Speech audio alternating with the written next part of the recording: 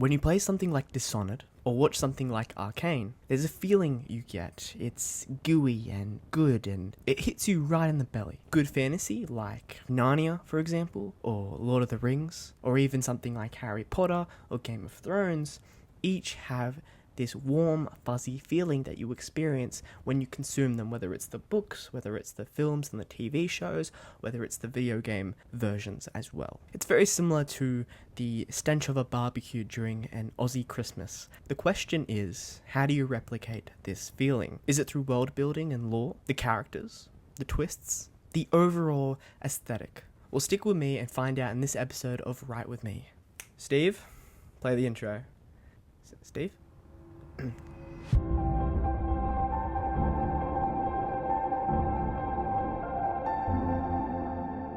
Welcome to Write With Me, a series where we, the people on the internet, create brand new stories together. If you have any ideas for the following story, leave them in the comments, and I'll talk about your ideas in the next episode. If you don't have any ideas, well, that's okay. You can leave maybe a comment or a like or something.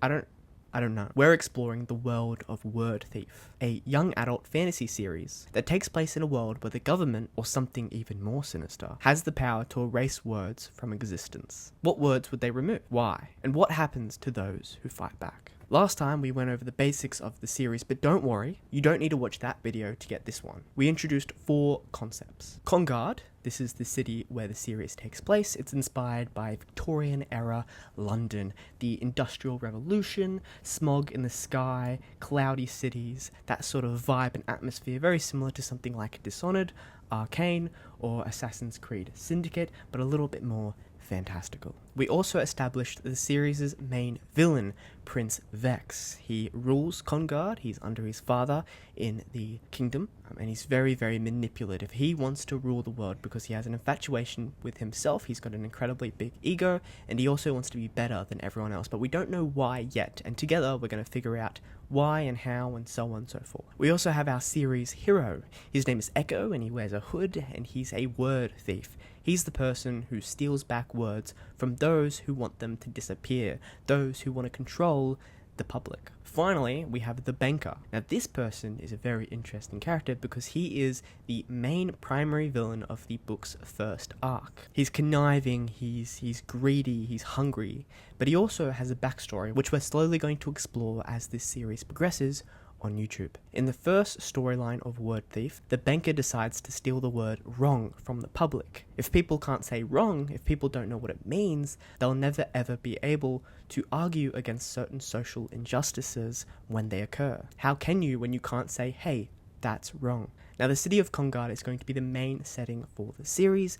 There's riverboats rushing through the canal, gothic arched rooftops, the ones that point in a sharp like daggers. In any good fantasy, say, for example, The Wheel of Time, which is now getting a new series, one learns about each of the cities from within the books. They have districts, gateways, landmarks, homes, and many, many more iconic structures. Today we're going to figure out the basics for Congard, what the city is all about. A city needs regions to divide the working class from the upper elite. Because what elite is going to mingle with the riffraff of the peasants below? Because the book is all about the idea of removing words from the public's knowledge, I thought it'd be fun to name each of the city's districts after famous writers. First up, we have the Forest District. This will be called Hemmingwood, named after Hemingway himself, Ernest Hemingway. Next, we have the Middle Class region. I was thinking of naming this after J.K. Rowling, Rowlington.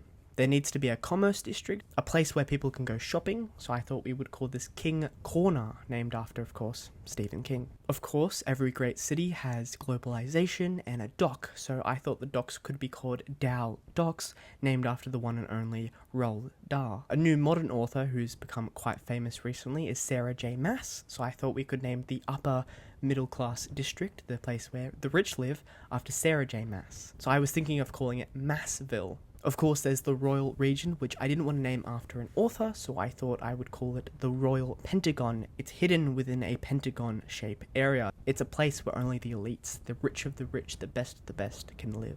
Finally, I thought I'd name a final district after one of Australia's more famous authors, so I picked Leanne Moriarty. There'd be a certain region in the city that's full of abandoned houses after a tragic incident happened in the past, and I was going to call this the Moriarty Ruins, because that just sounds very cool. Finally, we have the Poor District, which, just because I have an ego, we're going to name after myself. Because it kind of works, I was going to call it the Smoo Haven. In a future episode, I'd love to actually make a map of the city together. I'll probably do a basic drawing, and then together we can actually put in the different districts and actually make something very detailed. I think it's going to be quite fun. Now we have our Word Thieves. Of course, I mentioned Echo last time, but we also have his mentor, Plum the Red Panda. Yes, the Red Panda. Plum is the eldest in the group, a father of 2 who made a bad deal in his past. He finds it difficult to trust others, and he's the thief who takes care of the sacred word spring, and we'll talk about that much later in another episode. He's stoic, he's cool, he's very kind. He's kind of like, a really good example would be Spike from Cowboy Bebop. There's a certain charm to him, but there's also a very tragic backstory to what happened to him and those who he has loved. And I think that's going to be something that will be fun to explore and really make him a lot more deeper as to why he is so blank-faced all the time. Next, we have Fern, who, well, is Echo's apprentice. I'm not too sure how the two met or why Fern is a thief or has wanted to become a thief. But through Fern and her being young and a novice, we actually learned the way of the word thief through her experience and her learning it within the series. She's only been a thief for a couple of weeks, and Echo doesn't really trust her very much. She's from an upper middle class family. Her family are actually from an old royal house that isn't as important as it used to be, but she's technically a noble. Because the story is set in a more medieval time, her parents have a lot of high expectations for her. They want her to be very feminine and ladylike, taking her to functions and hoping that one day she'll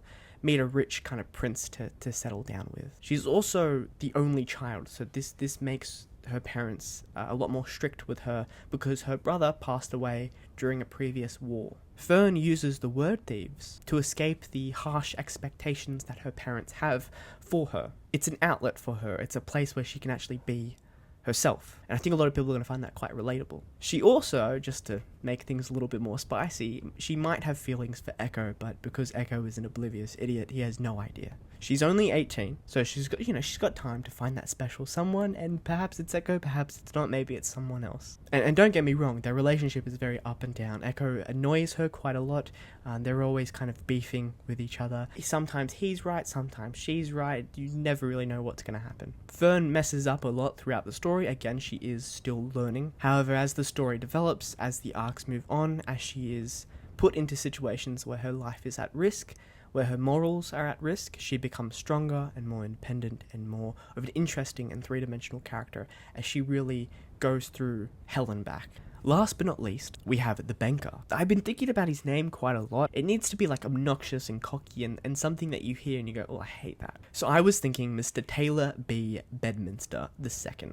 Again, if you have any ideas for a pompous, stupid name, let me know in the comments, please. I would love to get a comment on one of these videos. I really do want this series to be a collaborative experience because we are going to try and write this story together. When a word is stolen, it leaves behind word essence, and this essence needs to be stored somewhere. So our culprit, Mr. Bedminster II, he's stolen the word wrong. But where is he storing the essence? And why steal the word in the first place? A great reference regarding villains is actually Batman, the animated series from the 90s, the original animated show with Batman starring Kevin Conroy. The Mad Hatter, Two-Face, the Riddler, Clayface. Each of these villains have a reason as to why they're bad people. The most famous example is actually Mr. Freeze. He's a bad person because he wants to help his wife, and he will do anything to achieve that dream. That's what we want to establish in Word Thief. Why would people steal certain words? To manipulate the public? Sure, but why? This is something that I want to go into more detail. However, we're running out of time. I've been recording for a while, so we'll definitely go into more detail about Mr. Taylor B. Bedminster II and his backstory and the reason as to why he's stealing the word wrong. Your story can only be as interesting as the villain and as the hero. If the hero and villain aren't interesting, the story just isn't as good as it potentially could be. There needs to be reasons as to why characters do the things they do. There needs to be a backstory, there needs to be history, because people act a certain way because of how they were raised, what they've experienced. And this is an incredibly important part of this series. We'll be going through all of that next time in the next episode, number 3. Thank you for joining me on this adventure in exploring Word Thief. a story that doesn't exist yet, but it will one day, I promise. I'll be trying to post one of these videos at least once a week. Please, if you have any ideas, put a comment below and we'll explore it in the next episode. I really want this series to be about writing together and writing brand new stories, brand new ideas with other people, with a sort of internet writer's room. So I'll see you next week, and please jump in and write with me. Steve, outro. Every week, just play it.